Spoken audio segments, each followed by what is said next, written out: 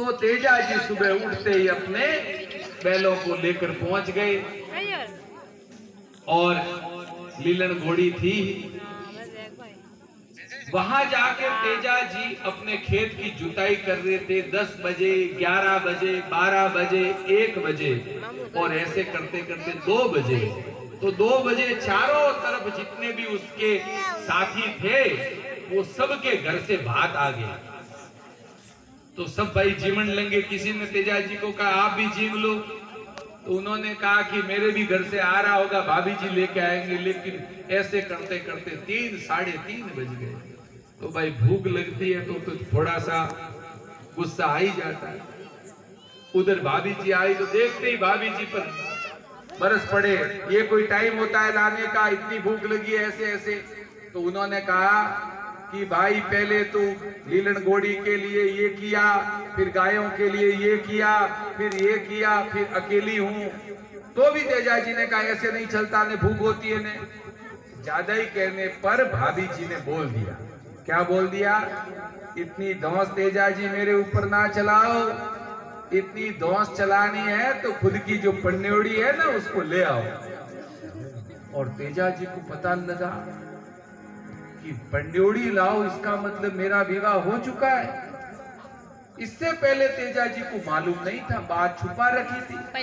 Teja ji linen घोड़ी पर सवार होके जाते घर जाके कहा माँ मेरी शादी कहाँ हुई, मेरा ब्याह कहाँ हुआ।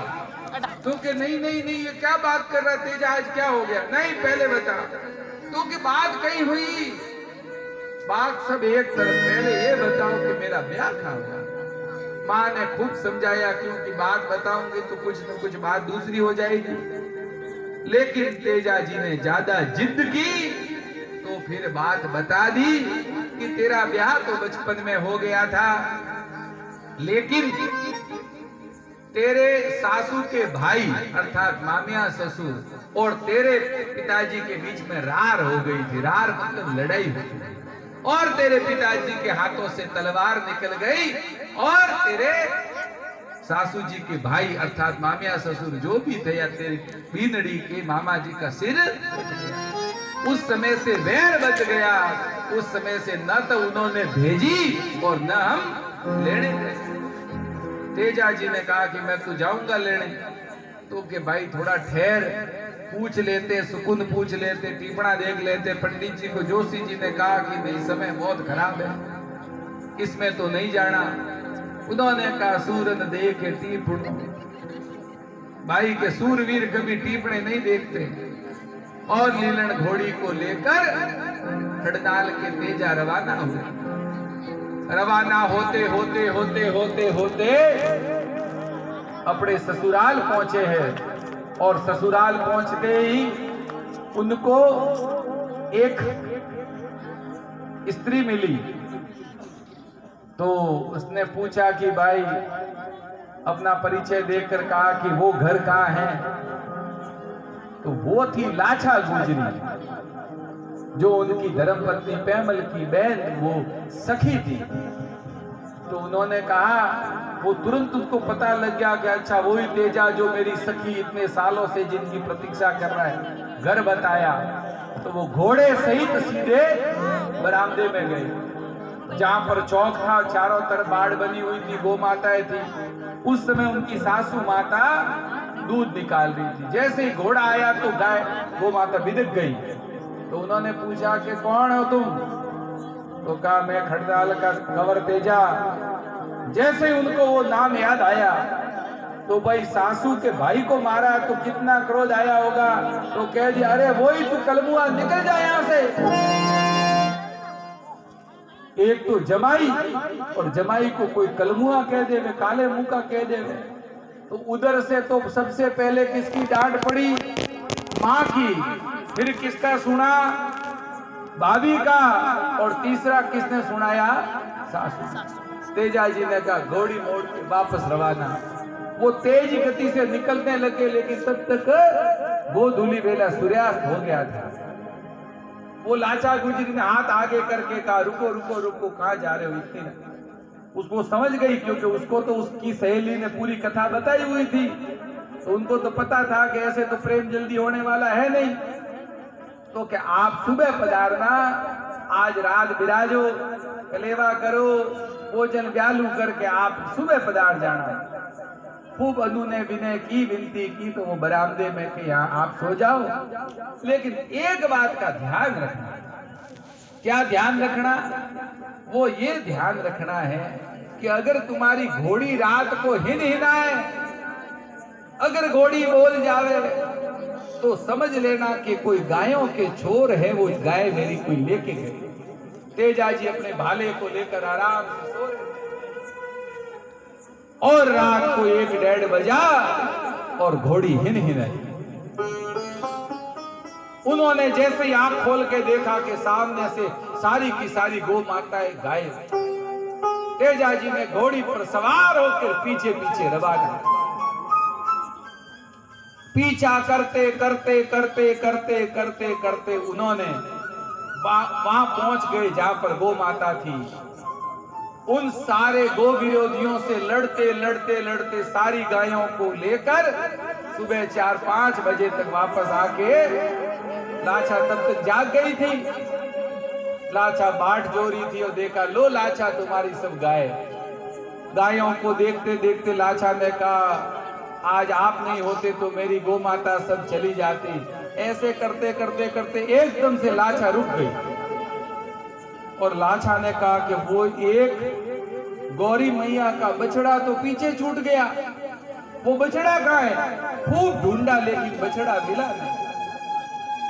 तो उस लाचा ने कहा, वो बछड़ा, लाचा के आंखों में आंसू आ गए। लाचा रो मत, तेजा यूं गया और यूं आया, लेकिन अब की बार वो गौ माता के जो दुश्मन थे, उन्होंने एक वो झाड़ी के पीछे उस बच्चे को छड़ता हुआ देख लिया और उन्होंने कहा कि वो गो भगत है, ये गो भक्तों की धरती है, यहाँ एक गो माता के लिए प्राण देने वाले लोग हैं, वो आएगा। अब की बार सब एक हो जाओ, सब घात लगा के बैठ जाओ, अब की बार जिंदा नहीं जाना चाहिए। सारे लोग वो पहुंचे, जैसे ही पहुंचे तो आक्रमण। तेजा जी को चारों तरफ से घात लगाने वाले जो हथियार थे टूट पड़े। गो भक्त का खून खौल गया। सबको हराते मारते करते करते उस बछड़े को वहां से उठाकर सब लहू लुहान हो गए, लेकिन उस बछड़े को ले जाकर लाचा को दे दिया कि ये लाचा।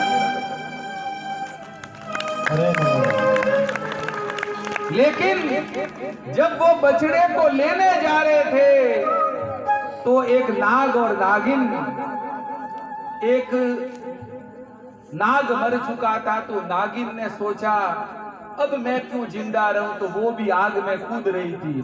तो तेजा जी ने भाले से उसको पार कर दिया धीरे से लेकर। नागिन ने कहा, मैं मेरे पति के साथ जाना चाहती थी, तुमने क्यों रोका? अब मैं तुमको डसूंगी। तो तेजा जी कह के गए थे, ये तेजा का, एक गो भक्त तेजा का वचन है, मैं एक बछड़ा लेके जा रहा हूं, बछड़ा लेके आऊंगा, लाचा को सौंप दूंगा और उसके बाद तेरे जहां डसना होगा डस लेना, मैं हाजिर हो जाऊंगा। तेजा जी वहां से वापस आए लहू लुहान, तो वो बछड़ा दिया तो लाचा ने कहा, ये कहीं हुआ तेजा जी?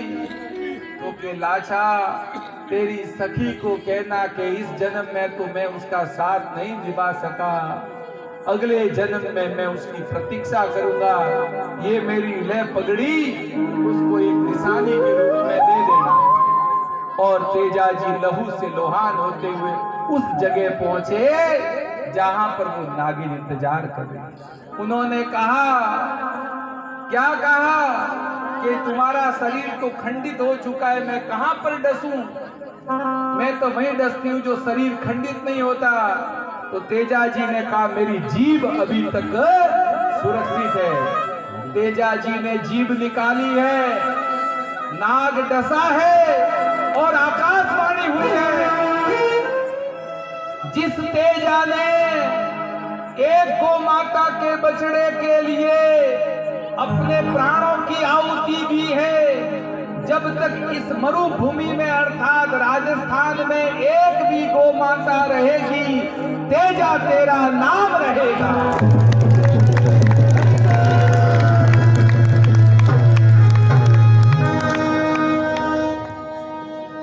बोलिए तेजा जी महाराज की, बोलिए गो भक्त तेजा जी महाराज की।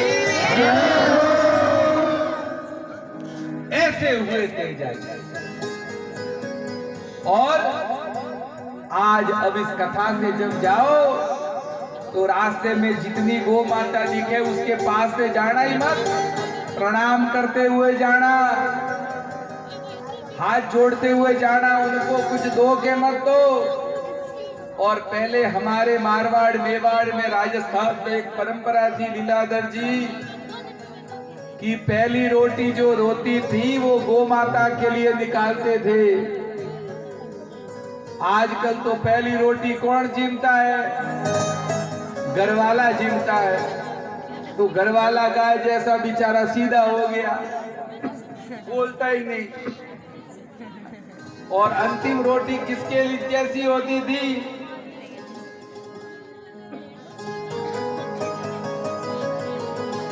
अंतिम रोटी होती थी कुत्ते के लिए। और अंतिम रोटी आजकल बेटे को देने लग गए, इसलिए बेटे भी भौंकने लग गए। इसलिए पहली और अंतिम रोटी का ध्यान रखो, नहीं तो आदमी कमजोर हो जाएगा। पहली रोटी गो माता की, नहीं तो गाय वो बेचारा। बैठ जाओ। ठीक ठीक। थोड़ा सा पहली रोटी गो माता की, तो गो माता को दो, गली में जाकर निकाल दो। और अंतिम रोटी होती है तो वो कुत्ते के लिए, ये भी जीव है।